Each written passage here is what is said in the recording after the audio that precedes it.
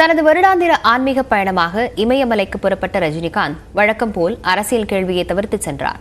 அதே சமயம் புதிய இந்தியா பிறக்குமா என்ற கேள்விக்கு தனது ஸ்டைலில் பதிலளித்து சென்றார் ரஜினிகாந்த்.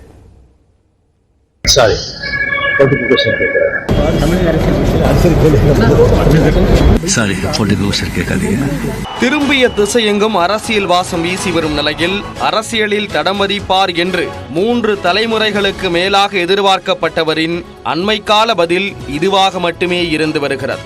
தனது உடல் நலத்தை கருத்தில் கொண்டு அரசியல் கட்சி தொடங்கும் திட்டத்தை கைவிடுவதாக 2020ஆம் ஆண்டு ரஜினிகாந்த் அறிவித்தார். ஆனாலும் பெரியார் தொடங்கி சந்திரபாபு நாயுடு வரை பொது நிகழ்ச்சிகளில் அவர் பேசும் கருத்துக்கள் அரசியல் களத்தில் அடிக்கடி சர்ச்சைக்குள் சிக்கியே வருகின்றன.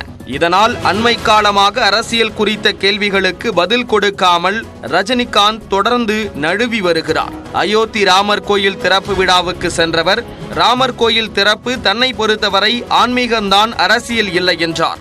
ஒரு வரலாற்று நிகழ்வு அப்படின்னு பெருசா இந்தியா முழுக்க பேசப்படக்கூடிய சூழல்ல இது ஒரு ஆன்மீகமா இல்ல ஒரு அரசியலா அப்படிங்கிற கேள்வியும் எழுது. என்ன பொறுத்த வரைக்கும் ஆன்மீகம் தான். இதுல அரசியல் கிடையாதுன்னு நினைக்கிறீங்களா? என்ன பொறுத்த வரைக்கும் ஆன்மீகம். தன்னை நடிப்பில் பின்தொடர்ந்து வந்த விஜய் திடீரென அரசியல் கட்சி தொடங்கிய நிலையில் நடிகர் ரஜினி அவருக்கு வாழ்த்து என்று மட்டும் கூறி சென்றார்.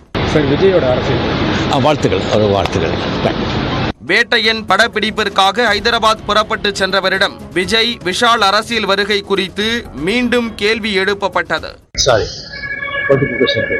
சென்னைக்கு திரும்பி வந்த போதும் இதே பதிலே நடிகர் ரஜினிகாந்திடம் இருந்து செய்தியாளர்களுக்கு கிடைத்தது.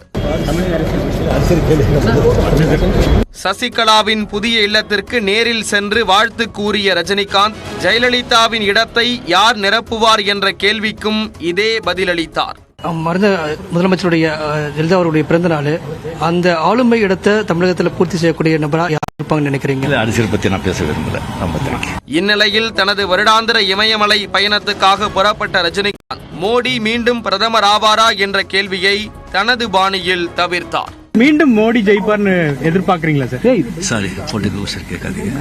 பின்னர் விமான நிலையத்தில் செய்தியாளர்களை சந்தித்தவர் பயணத்திற்கு பிறகு புதிய இந்தியா பிறக்குமா என்ற கேள்விக்கு சிரிப்பை மட்டும் பதிலாக தந்து சென்றார் ரஜினிகாந்த். ஒரு புதிய இந்தியா பிறக்கும் நினைக்கிறீங்களா இந்த உங்களோட ஆன்மீக பயணத்துக்கு பிறகு?